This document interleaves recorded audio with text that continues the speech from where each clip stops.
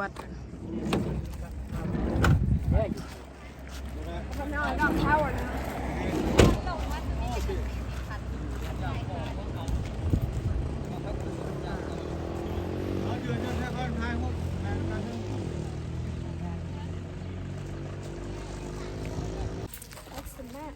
แม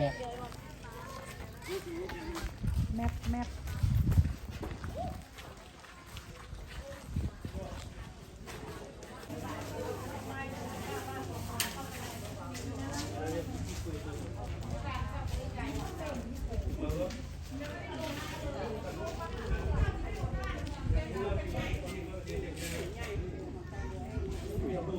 นี่มันเป็นซิสเต็มของย่านเจ้าเทียน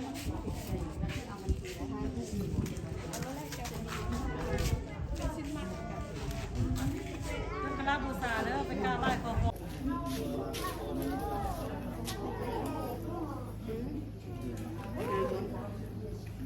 ได้กิน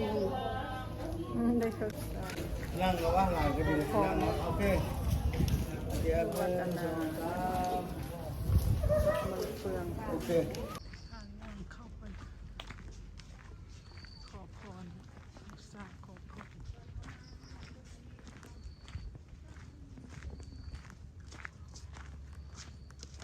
กำลังย่างเข้าไปไหว้พระ เจ้าสมพิพิธภัณฑ์ เป็นแห่เข้าพรรษาพรรษาเวียนเทียน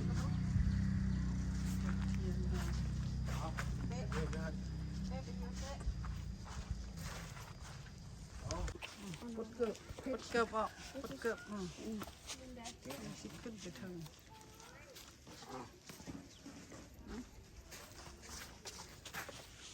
มาได้ขึ้นมาขึ้นไป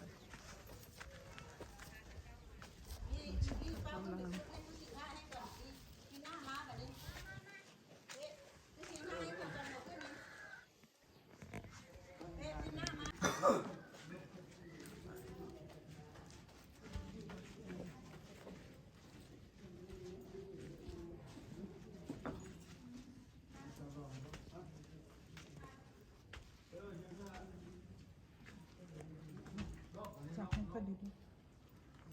เข้าไปไปไปบีบ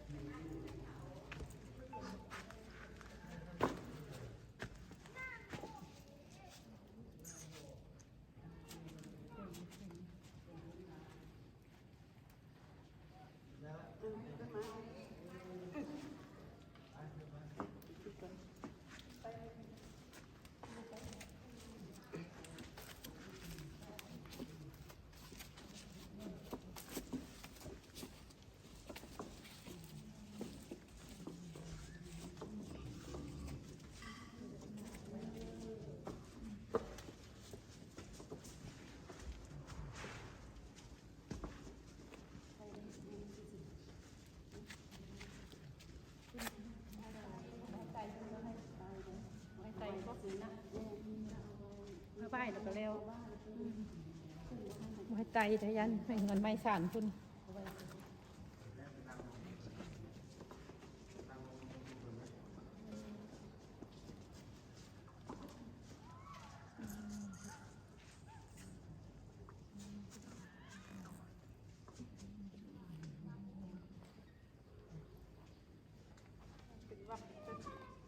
ไทยยาวหลายไทยลุกแล้วก็โจ้มาไทยอันนั้น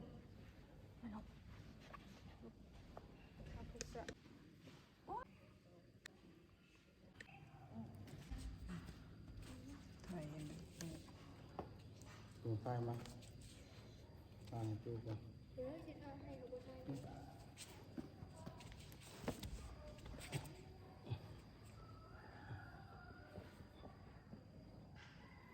สาธุ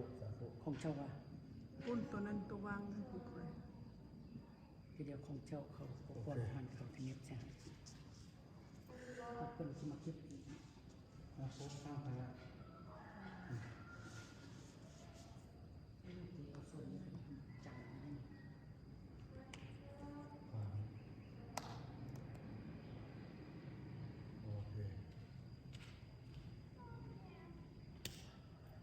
กัน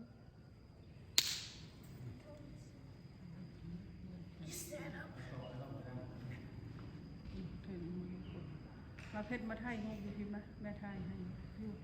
พาไปพาลูกเข้าไปในที่ไทย มองครูบานั่ง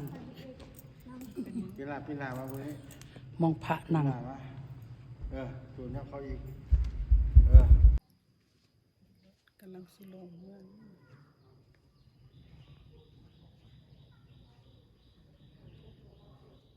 ผู้ใดได้มากับบ่เวงามหลาย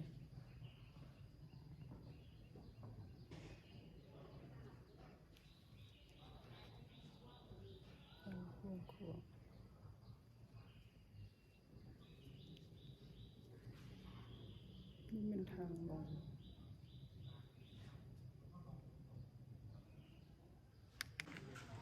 ทางเข้าไปมองโซนหนึ่งทางหาดไปได้มีหลายบอนโอ้โหเกาะกระดิ่งเอา นี่ จักรยานน้ำพึ่งก็ว่า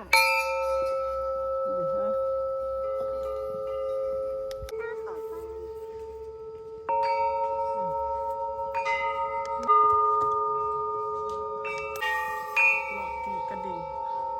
เข้าไปเ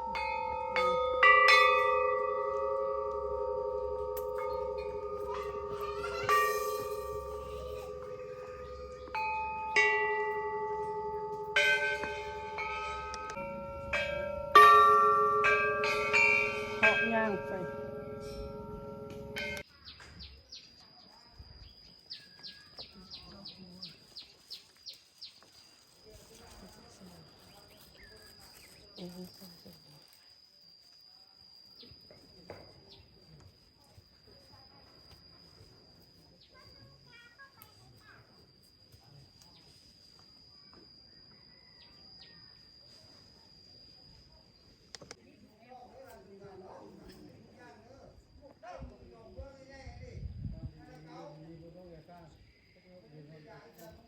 ไปได้ทำประตูนึงขึ้นสร้างมาจากปีแล้วเนาะงามเหรอว่า Come on let's go I know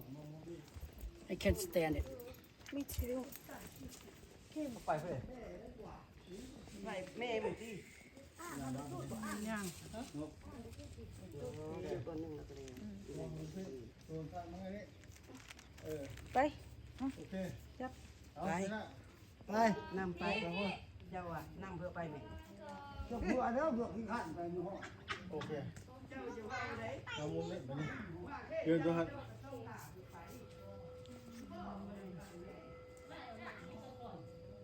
มา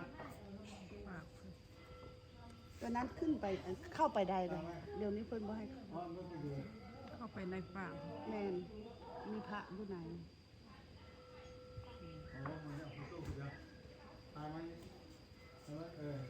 ไปมา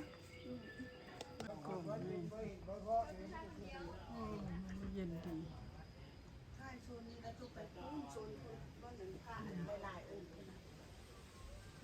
สระน้ำพุ่นโอ้พวกไอ้พงไปฮอดพุ่นล่ะเป็นภูเป็นตา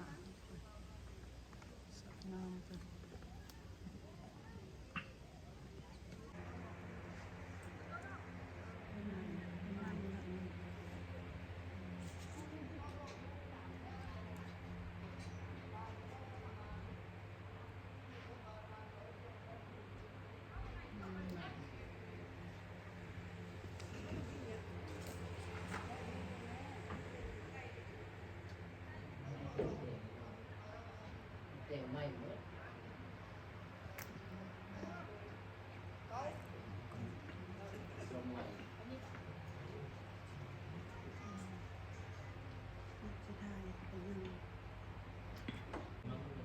ไปนี่แหละไปข้างๆศาลาเอายากินยาตัวเอามา ไอ้ยันหน้าปลูกเฟสเขาน่ะ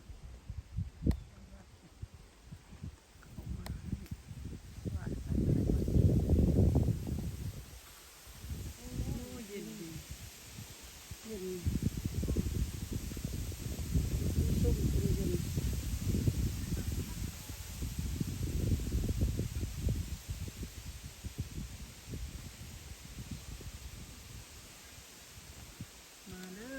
มา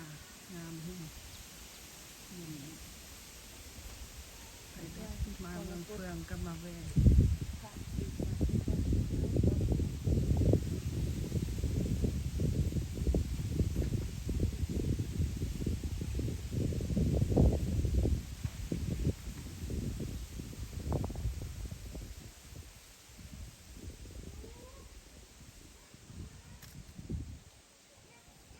พระทั้งหมดพระเป็นพระ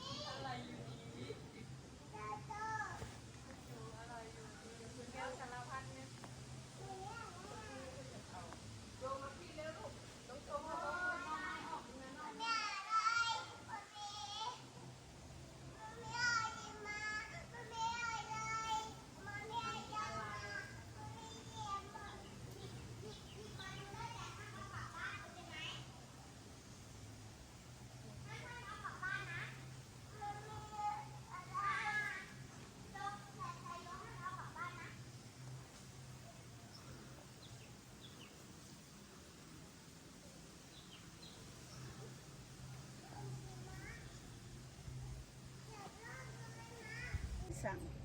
มาอีกโซนหนึ่งอีกยังบ่เบิดกวางให้กวางว่ะ สีส้มทายให้ไปสองไว้นอนนี่ก็ขึ้นไป คุณนะให้เราขึ้นไปก่อนสูงอันนั้นแถวอันนั้นเป็นภู ขึ้นไป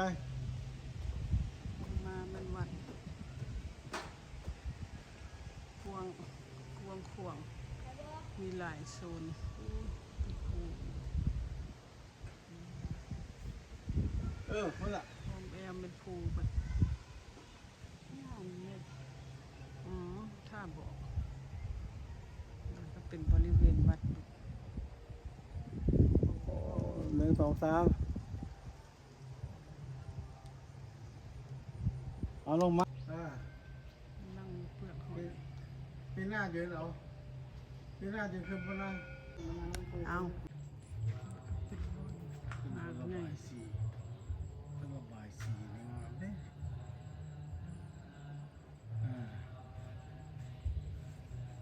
ผู้ใดใส่บุญ